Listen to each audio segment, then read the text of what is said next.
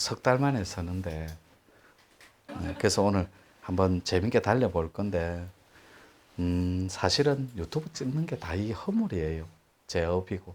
죄송하지만. 인사부터 할 건데, 오늘 인사법은 조금 바꾸기로 했어요. 그동안에는 반갑습니다.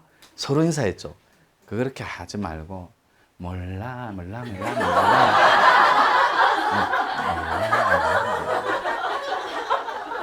아니, 선생님 웃으셔도 되는데 끝까지 안 웃으실라는.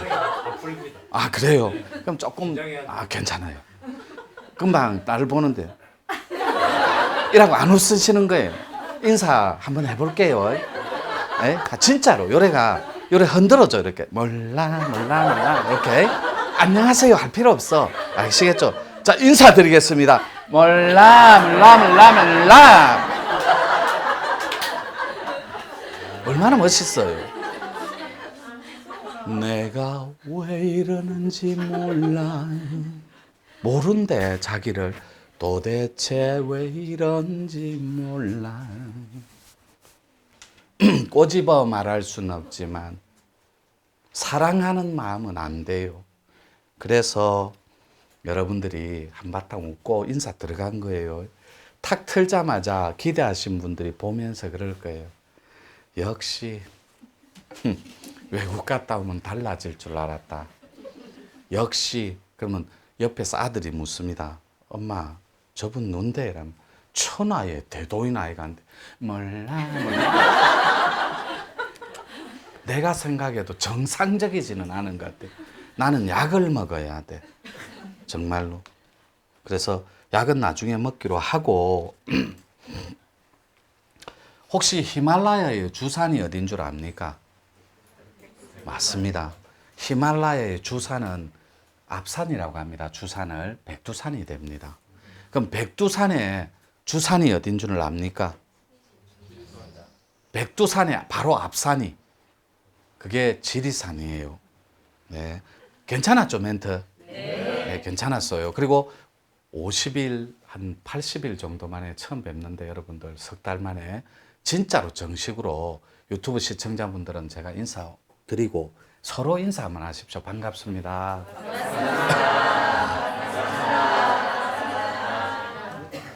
유튜브 시청자분들도 대단히 반갑습니다. 오늘은 여러분들이 좋아할 단어인지는 모르겠으나 성스러운 사람 자자 써서 성스러운 사람의 지리산 성자시대라는 걸 한번 해볼게요. 이렇게 이상하고 기이한 문이 있는데 그 문을 들어갔거나 만졌거나 그 문을 열었거나 합의를 한 사람들은 성스러운 사람으로 살아갈 수 있다, 이런 말이에요. 조금 전에서 요 유튜브 틀기 전에, 카메라 틀기 전에 말씀드렸듯이 히말라야가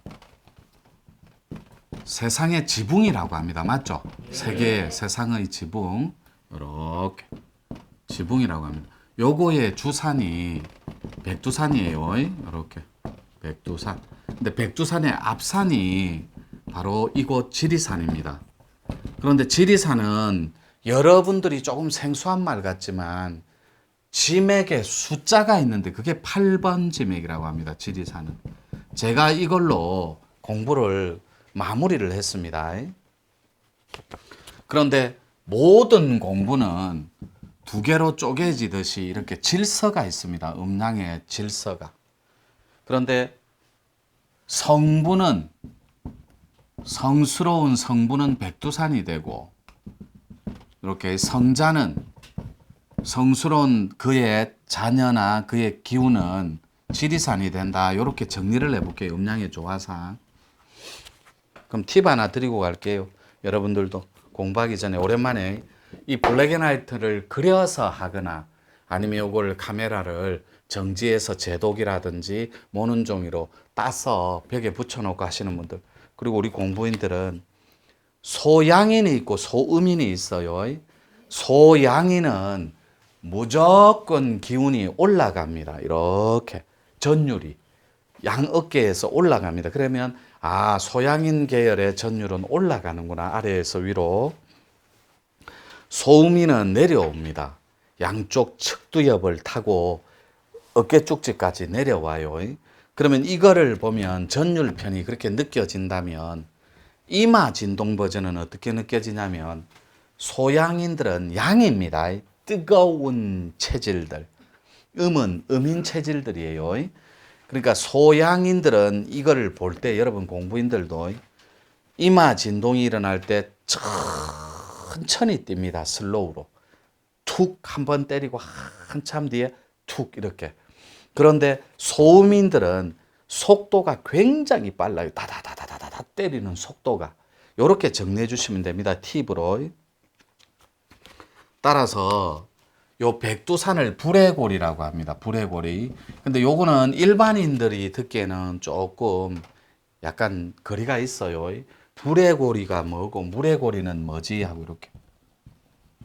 근데 지금 어통 때문에 이런 걸 지금 하는 거예요. 자, 그러면 부대 설명을 조금 하고 넘어갈게요. 실제로 지금 코로나19가 전 지구촌을 덮어버린 건 여러분들이 정보로 그리고 피부로 방송 매체로 다 알고 있는 사실입니다. 동의하죠? 네. 근데 실제로 뚜껑을 열어보니까 가장 완벽한 시스템으로 제어하고 통제하는 유비쿼터스 전략이라는 게 있습니다. 하나의 통신망, 하나의 기운줄, 하나의 이런 네트워크로 너무나 쉽게 중앙 센터에서 통제하듯이 바라보는 시스템. 이걸 유비쿼터스라고 합니다. 하나의 정보 덩어리를. 그런데 그거를 갖추려면 세 가지 키워드를 충족시켜야 돼요. 첫째가 교육입니다. 우리는 대한민국이라는 한민족은 세계에서 가장 뛰어난 교육 가치 체계를 지녔어요. 유대민족보다도 훨씬 뛰어난. 두 번째가 의료 시스템입니다. 세 번째가 정보 시스템이에요. 이 세 가지를 충족하지 않으면 유비쿼터스에서는 완벽한 시스템에서는 약간 뒤로 물러나야 됩니다. 그런데 이 세 가지를 충족할 수 있는 나라는 지구촌에 우리나라가 유일합니다. 이 교육 체계가 완벽하게 퍼펙트하게 세팅이 되어 있습니다. 그냥 강남 아줌마만 떠올리시면 됩니다. 그러면 세계적인 정보망은 그 아줌마들 세치해서 다 나옵니다. 탁 누르면 그것이 완벽하게 세팅되어 있는 체계. 그 다음에 북미 지역이 선진국이라고 우리는 주지의 사실로 믿고 있었으나 전화가 어디 들어옵니다. 계속.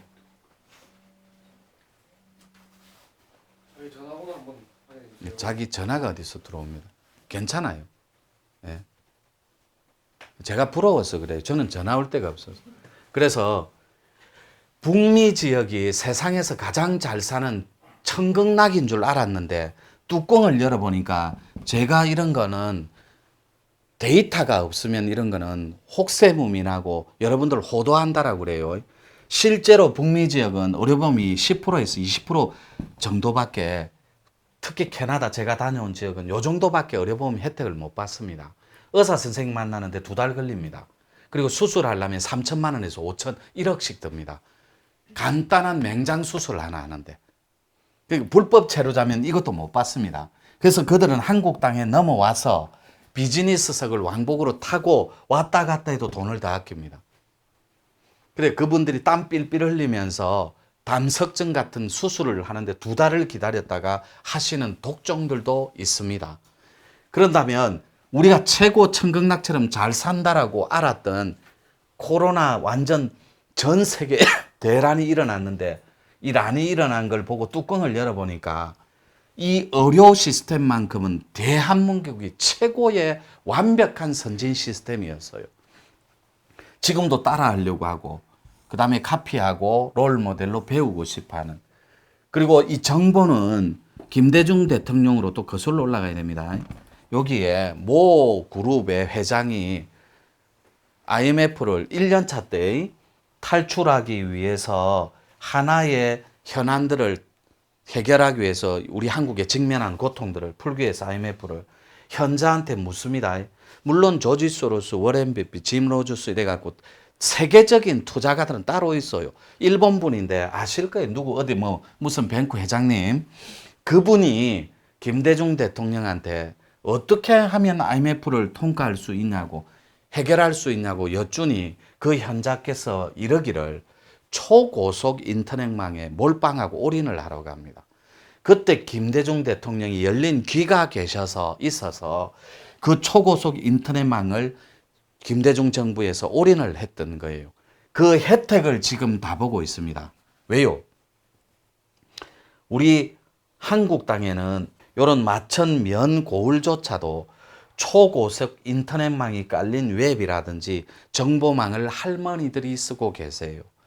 이거는 골목마다 초고속 인터넷망이 다 깔려 있는 나라는 전 세계 우리나라밖에 없습니다. 심지어는 제가 있던 곳에 검색을 딱 때려놓고 샤워하고 나오면 뜹니다. 여러분들은 안 믿기겠지만 와이파이를 설치를 해야만 한국 시스템으로 한국 기사들이 엔지니어들이 와서 했을 때 조금 빠른 이점은 있어요. 그렇지만 검색은 우리나라가 전 세계에서 가장 퍼펙트한 시스템을 갖추어 놓았어요. 그러니까 진짜로 코로나로 뚜껑을 열어보니 우리나라만한 나라가 없더라는 거예요. 그래서 요 세 박자가 갖추어진 완벽한 시스템 세 박자, 교육체계, 의료체계, 정보체계가 마치 신들이 살아가는 제국처럼 신시가 완벽하게 구축되어 있는 나라, 이게 대한민국밖에 없습니다. 그래서 이 북미 천극락이라고 여겼던 이 초인류 국가, 선진 국가였던 여기에서 미련하고 아둔할 만큼 재래적인 그런 시스템으로 코로나를 대비했던 거예요. 그러니까 뚜껑을 열어보니까 한국의 이래 선진화된 것이 오히려 변방에서 변두리에서 눈치를 보고 이들의 우월주의에 항상 서양주의나 구라파주의를 까자는 게 아니에요. 이들이 잘하는 거 군사력, 그 다음에 보안, 시스템 이런 거는 배우고 우리의 네트워크라든지 유비쿼터스 하나의 정보망입니다. 이런 것들은 세계에 수출할 수 있는 이미 완벽한 텍스트가 준비되어 있다는 거예요. 근데 코로나는 생명을 위협하는 하나의 단점이 있긴 하나, 이번에 코로나를 전염시킨 매개체가 뭐죠? 박쥐입니다. 포유류 중에 유일하게 날개가 있는 박쥐가 몇 년 살죠? 40년 살아요. 설치류 중에 쥐는 2년 삽니다. 이게 유럽의 흑사병 덮어 붙잖아요. 지구 인구 3분의 1을. 그러면 사스는 매개체가 뭐였죠? 사양묘입니다. 고양이. 그 다음에 중동의 메리스는 낙타입니다. 그 다음에 아프리카의 에볼라는요? 긴 꼬리 원숭이입니다. 자, 이렇게 데이터를 쥐고 있다면 요게 밝혀진 코로나의 시스템은 6개 정도밖에 안 됩니다. 이때까지 이름을 붙인 건. 그런데 220개의 코로나가 있습니다. 실제로 이런 건 네이버 쳐보면 나와요. 만약에 아니더라도 용서하십시오. 외국에 50일 다녀와서 잠시 캐나다, 내가 어디 있다 왔노? 밴쿠버 스타일이다 생각하고 예쁘게 봐주십시오. 그런데 요번에 박쥐입니다. 요 녀석이 170개의 코로나를 감고 있어요. 지금도 생존할 때. 그런데 이 170개의 코로나를 감고도 살 수 있는 건 이 친구가 미생물의 뿌리를 받고 있어서 그래요. 미생물 나왔습니다. 제가 좋아하는 단어. 그런데 저 미생물은 생명이 없습니다. 즉 세포가 없어요. 그래서 바이러스라고 하는 거예요. 그런데 균은 세포 덩어리입니다. 그래서 이 균은 혐오균처럼 종균이 생명에 닿아 있습니다. 그래서 이 친구들이 생명이 없기 때문에 생명을 찾아갑니다. 거기서 숙주 삼아 7일간 살아요. 요것이 다를 수도 있어요. 의학자들 소견하고. 저는 의학자도 아니고 그냥 지리산 변방에, 물론 또 앞에 의학자가 계십니다.